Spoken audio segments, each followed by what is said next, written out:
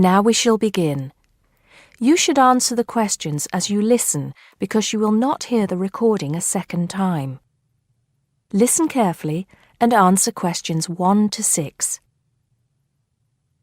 Hello, Joan. I'm glad you could come. Hello, Peter. What's up? Is something the matter? No, everything's fine. It sounded urgent on the phone. Did it? It's just that I've had this idea and I wanted to see how soon we could get it off the ground. Well, don't keep me in suspense. You know they're planning to close down the local clinic. It was in the newspaper yesterday, but most people have actually known for some time. Well, I thought we should do something about it. What did you have in mind? I thought we could organise a charity event and donate the money to the clinic. I know it doesn't sound like much, but it will show the local council how we feel and that we mean business. That'll take quite a lot of organising. Why don't we just hold a protest outside the town hall? A protest would take just as much organisation as an event like this. Besides, I think fewer people would turn up. A village fair or something like that would attract more people and get money for the clinic. People are more generous when they're enjoying themselves. OK then, it sounds good to me. How do we start? First, we put our heads together and come up with a list of people who'll be willing to help and people who can provide us with some of the things we need. For example, we might need a caterer to provide refreshments, a rock band for entertainment, tents and so on. Then, we do a lot of telephoning around and try to get everybody together at the same time in the same place. Sounds like a lot of work to me. Well, that's only the beginning. First things first, though. Let's decide now on who to get to the initial meeting and where and when to hold it. Fine. Well, the village hall would be the best place to have the meeting. It's not as big as the youth club, but it's warmer. There'll be no problem getting permission to use it, but I suppose it depends on how many people we invite. We don't want too many, otherwise the meeting will go on too long and nothing will get decided. But the village hall is a good idea. It's more official than having it in someone's living room. How many? 6 or 8 people to start with? 10 at the most? OK, now we have to decide on a suitable day and time. Suitable to everybody, I mean. A Saturday or Sunday would seem to be the best choice because people aren't at work on those days. But they may not like the idea of giving up a part of their weekend for a meeting. Unless we persuade them it's for a good cause, or that it's to their advantage, and that it'll all be a lot of fun. We'll provide refreshments, of course. What if some don't want to give up their weekend? Then we'll give them an alternative. Say, one evening in the week after everybody's finished work. We'll see which is the most acceptable to them, then book the hall. I can do the refreshments for the meeting. I'll get Darren and Maggie to help me. I'm sure they'll be more than willing. Before you hear the rest of the conversation, you have some time to look at questions 7 to 10.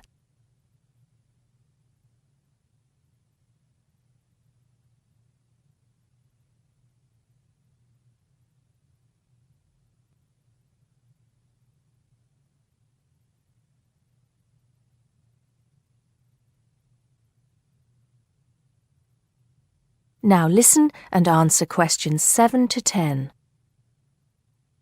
So, what's next on the agenda? A list of who we want at the meeting. Yes, of course. Obviously, we want someone from the clinic. I think Dr. Perkins would be best. He can tell us exactly what the financial situation is there.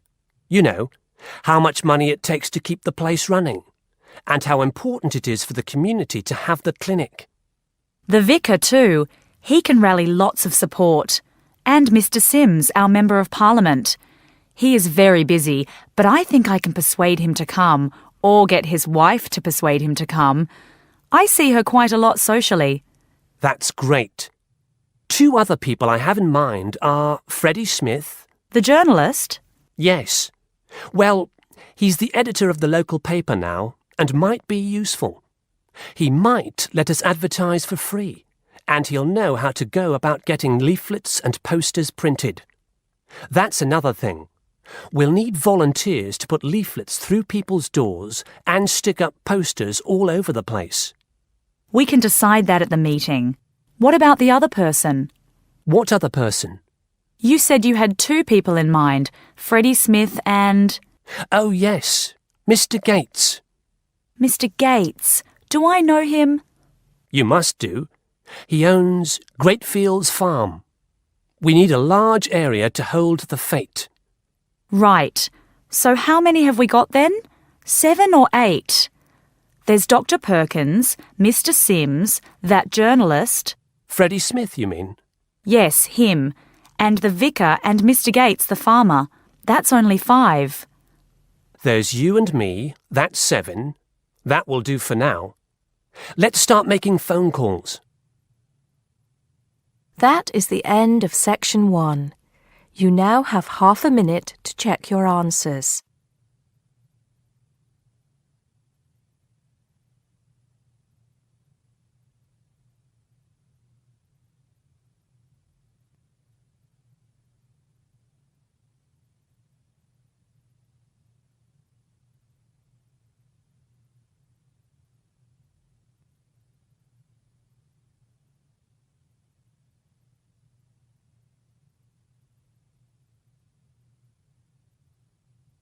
Now turn to Section 2.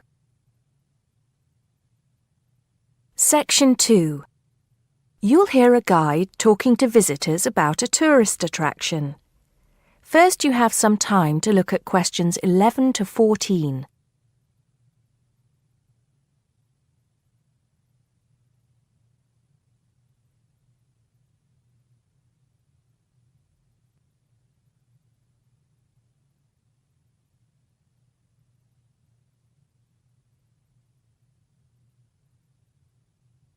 Now listen carefully and answer questions 11 to 14.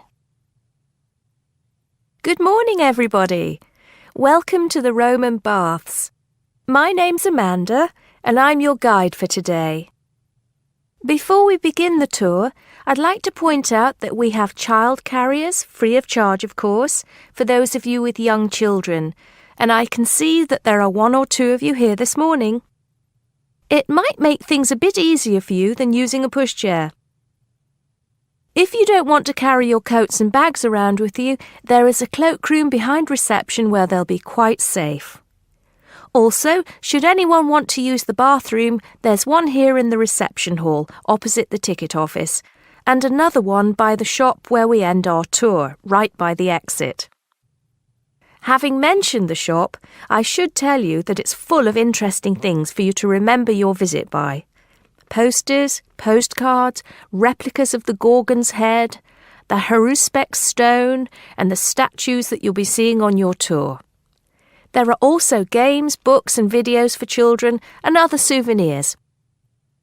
Our first stop will be the terrace, where you will get your first view of the baths. Now, the statues that line the terrace here are of Roman emperors, governors of Britain, and various military leaders. These aren't from Roman times either. In fact, they were sculpted in 1894, especially for the grand opening of the baths in 1897. But what you can see from here is only a fraction of the whole Roman bath site, which stretches below ground level under the surrounding streets and squares of the town. While we're here on the terrace, getting our first look at the baths, let me fill you in on a bit of the history. This site, with its hot springs, has long been seen as a sacred place, and the first people to build here were the Celts, and the shrine they built was dedicated to the goddess Sulis. Of course, back in those days they had no way of explaining how hot water came to be bubbling out of the ground, so they believed it to be the work of the gods. When the Romans came, they too built a temple here and dedicated it to their goddess, Minerva. Before you hear the rest of the talk, you have some time to look at questions 15 to 20.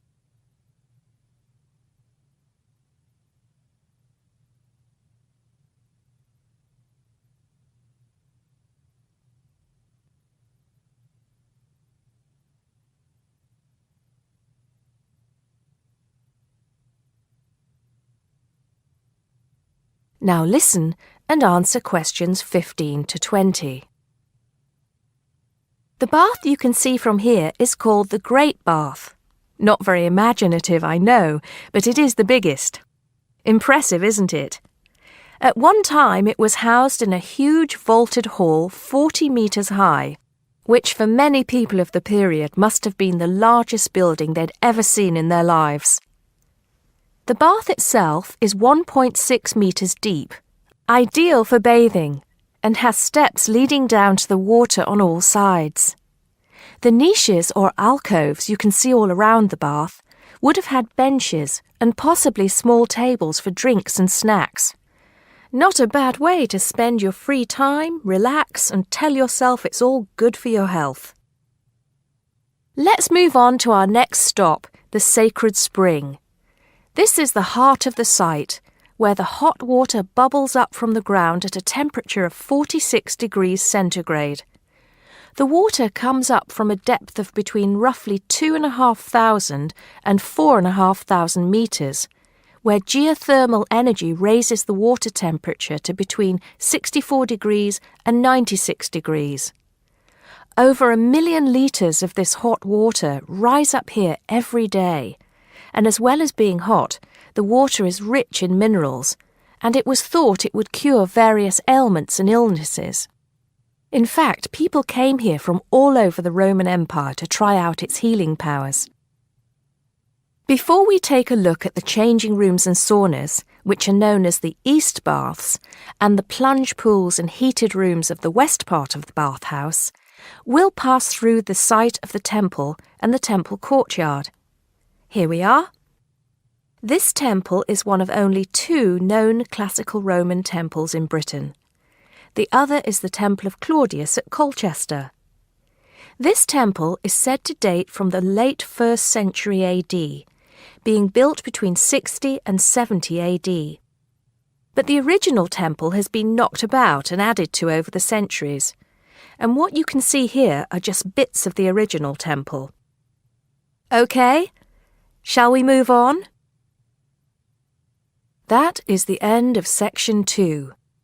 You now have half a minute to check your answers.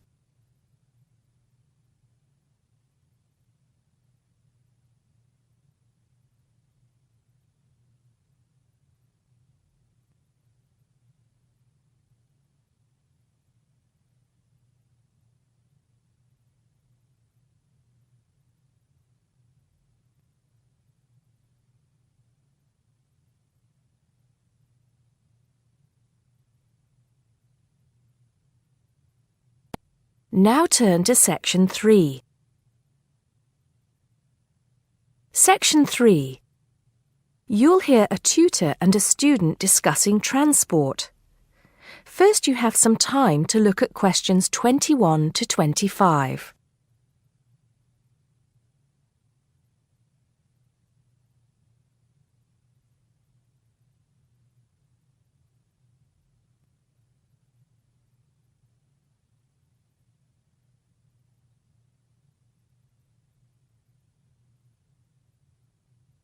Now listen carefully and answer questions 21 to 25.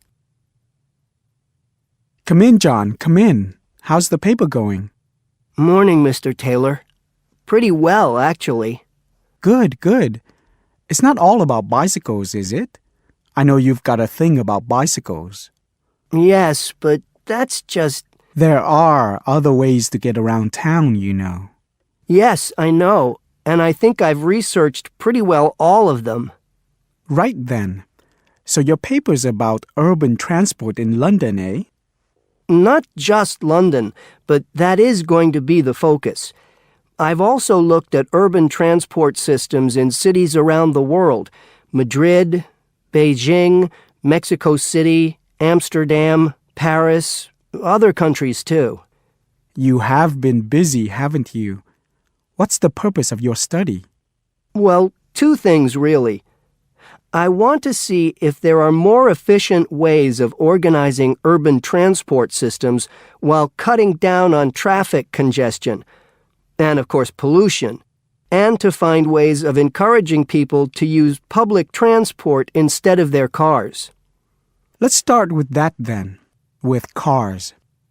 I think you'll have a hard time thinking of ways to persuade people to swap their cars for a crowded bus or underground train.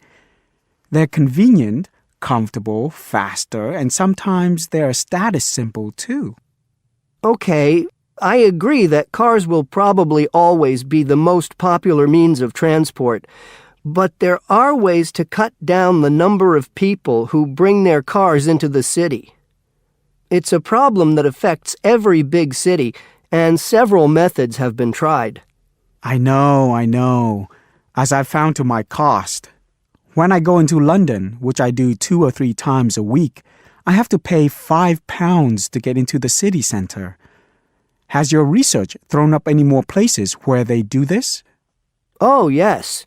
Apart from London, there's Oslo, Stockholm, Singapore. Now, there, in Singapore, they've got it really organized. They've imposed a tax on all roads leading into the city center, and they have electronic sensors that identify each car, and then debit a credit card belonging to the owner. Before you hear the rest of the conversation, you have some time to look at questions 26 to 30.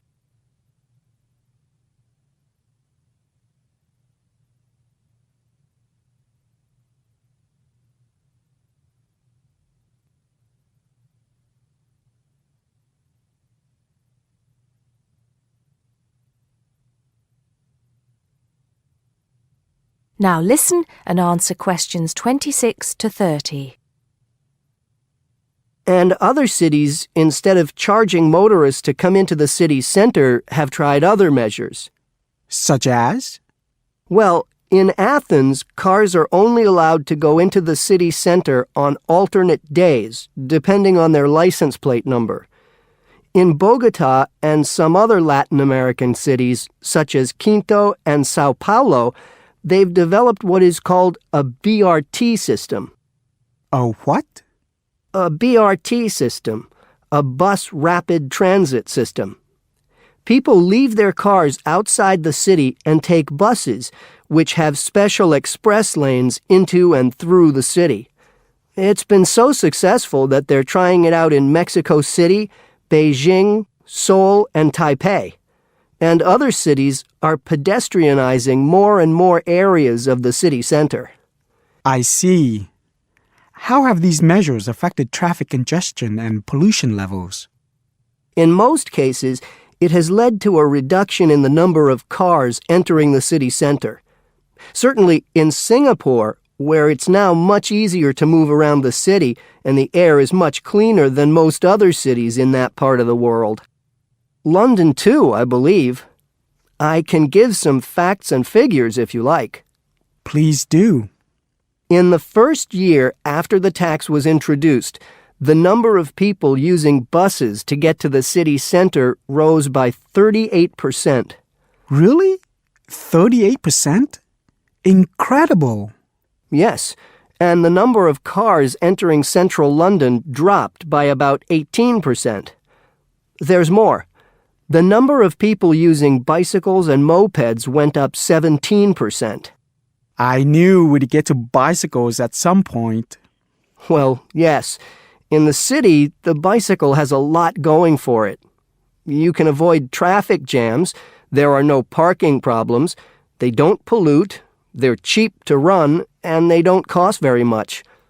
Oh, and here's another fact for you.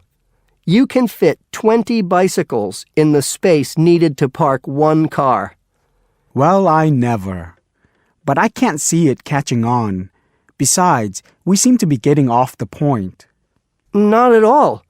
China, Japan, and Holland have all integrated bicycles into their urban transport systems. In Holland and Japan, they've got special parking areas for commuters who get to the station by bike. And Japan has even built multi-story parking facilities for bikes close to railway stations. Then look at America. In New York, delivery services use bicycles because they can deliver messages and small parcels far more quickly and at much lower cost than cars or vans. Even the police use bicycles. In fact, in about 80% of the towns in America where the population is around 500,000, the police regularly patrol on bicycles. And they have proved to be effective because they can reach the scene of an accident or crime faster and more quietly than officers in patrol cars, making a lot more arrests per officer. Well, you do know your bicycles, don't you? But I do need to hear more about the public transport system and what's to be done about that. And I'd like you to look a bit more into the economics of it, how much it will cost to improve the situation, and so on. Okay? Right. See you next Tuesday. Yes, next Tuesday. Bye, Mr. Taylor. That is the end of section 3.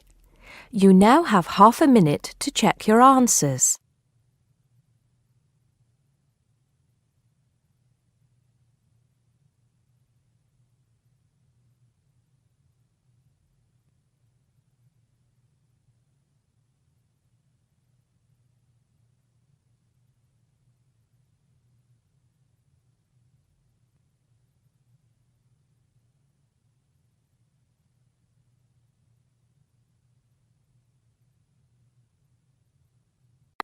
Now turn to section 4. Section 4. You'll hear a lecturer talking to a group of science students. First, you have some time to look at questions 31 to 34.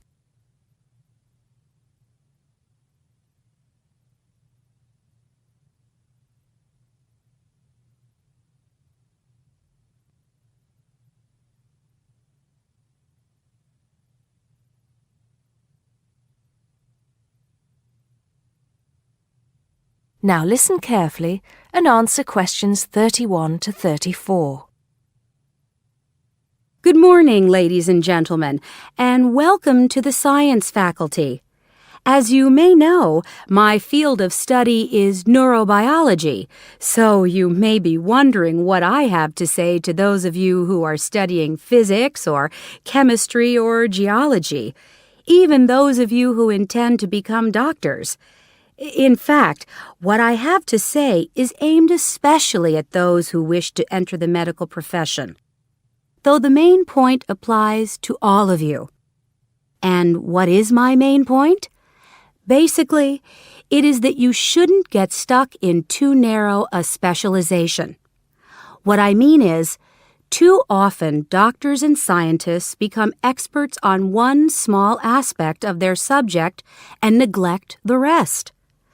Perhaps you have heard the joke about a doctor being introduced to another doctor as an expert on the nose. "Oh, yes," said the other doctor. "Which nostril?" I know that more and more it is necessary to specialize, because when you finish your studies, you have to find a place in the job market. But I do believe that it is damaging both to you personally and to the profession. You may be surprised to know how many physicians in the past were men of wide culture. Many were interested in the humanities, from the arts to literature to philosophy.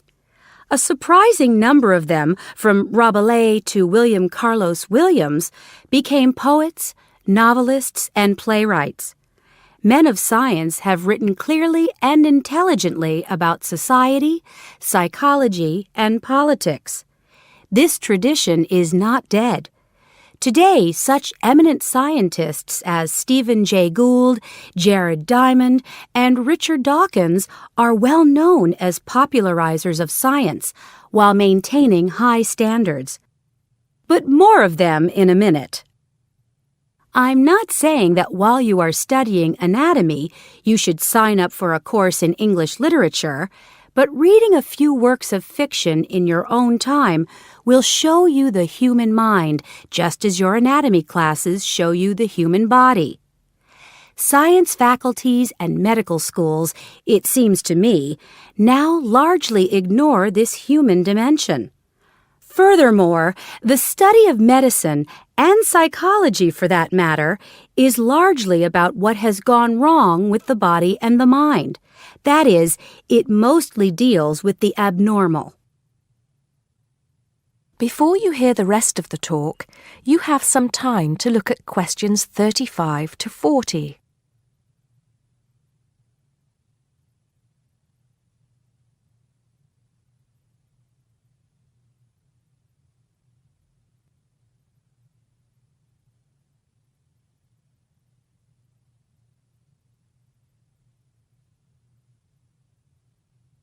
Now listen and answer questions 35 to 40. So, to try and correct this situation, if only in a small way, I have come up with some extra reading for you to do. Don't worry, I wouldn't have chosen them if I didn't think they were enjoyable as well as interesting. The first on my list I'm sure you've all heard of, even if you haven't read it.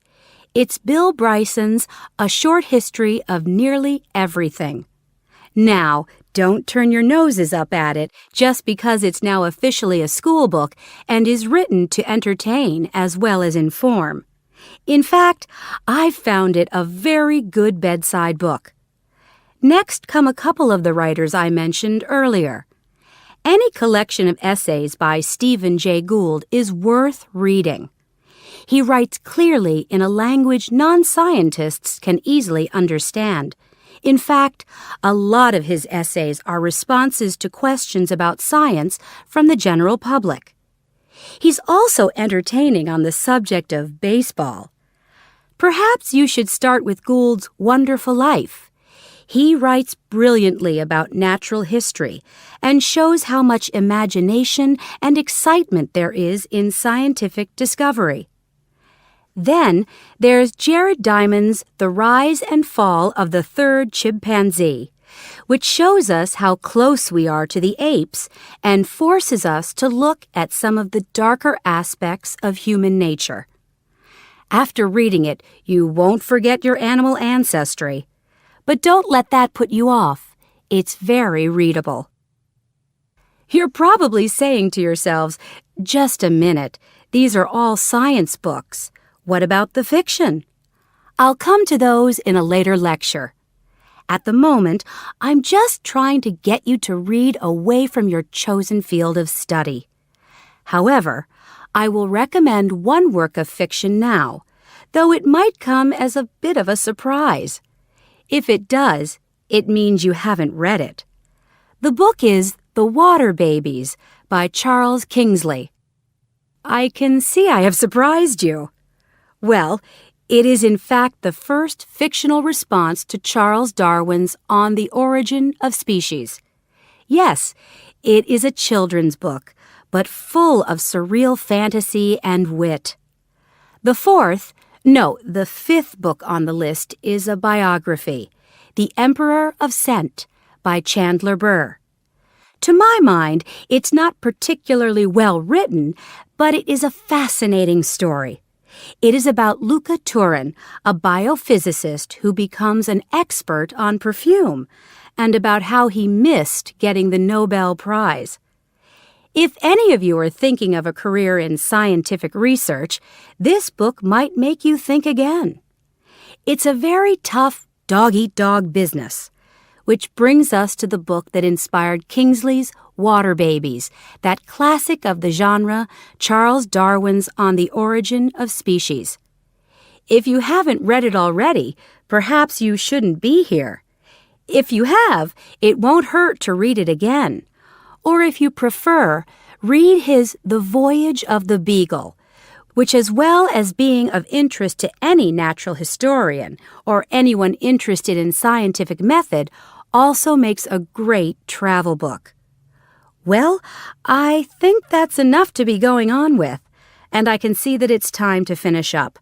So please bear in mind, throughout whatever course you are studying, not to neglect other aspects of your wider, non-academic education. Thank you. That is the end of Section 4. You now have half a minute to check your answers.